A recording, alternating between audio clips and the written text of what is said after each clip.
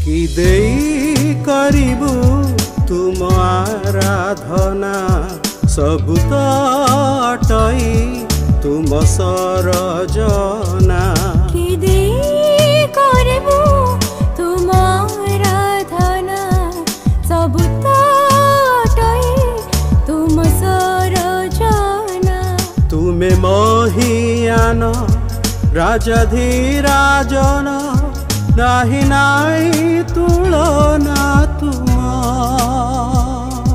तुमी महियान राजाधिराजन नाही नाही तुलना तुम।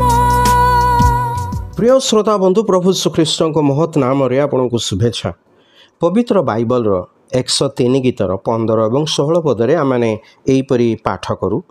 मर्त्यर दिन तृण तुल्य जेपरी क्षेत्रर फूल सेहीपरि से प्रफुल्ल हुए। तही उपरे वायु बहिले ताहा न थाए पुणी तहीर स्थान आउ ताहार परिचय पाइब नाही। जदि केही एही प्रश्न पचारे जे मनुष्यर आयु केते कौन केही यार उत्तर दे पारिबे?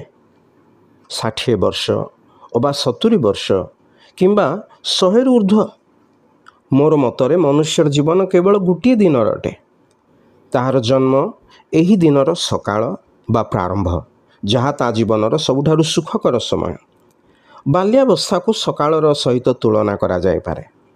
सूर्य किरण रे झलसित मध्याह्न ता जीवनर यौवन अवस्था। सूर्यास्त बेलर जो किरण दीर्घ होई थाए तथा निश्चित हो जाए। यह मनुष्यर वृद्ध अवस्था को बुझाए। रात्रि हेले मनीष निद्रा जाए अर्थात मृत्यु ता जीवन को समाप्त कर दिए।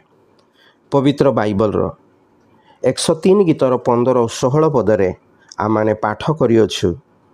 मर्त्यर दिन तृण तुल्य जेपरी क्षेत्रर फूल सेपरी से प्रफुल्ल हुए।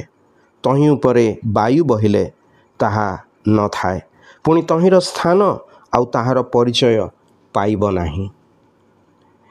मनुष्यर जीवन घास सदृश से क्षेत्रर फूल परी प्रस्फुटित होता है।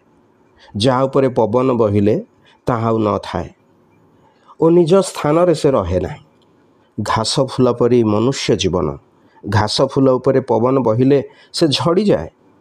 जेपरी कहा जाए गोटे फूलर आयु गोटे दिन सेहीपरि मनुष्यर जीवन मध्य गोटे दिन अटे। जिशाय भविष्यत वक्ता पुस्तक रे आम यहीपरि पाठ करूँ। तृण शुष्क हो जाए पुष्प मलिन हुए मात्र आम परमेश्वर वाक्य अनंत काल स्थायी। यह आम शुभ समाचार अटे। से ही शुभ समाचार होछि प्रभु जीशु ख्रीष्ट आम पाप पाई क्रूसरे मले। तृतीय दिन में मृत मान मध्यरु शक्तिर सहित पुनर्जीवित हो उत्थित हेले। जे केही समाचार रे विश्वास करी प्रभु जीशु ख्रीष्ट को निज जीवन रे त्राणकर्ता और प्रभु रूपे ग्रहण करे से पाप क्षमा और अनंत जीवन प्राप्त हुए। गोटे दिनर जीवन काल रे जेपरी आपण प्रभु श्री कृष्ण विश्वास करी अनंत जीवन प्राप्त हेबे। आपणक पई ईश्वर ठारे आमर प्रार्थना।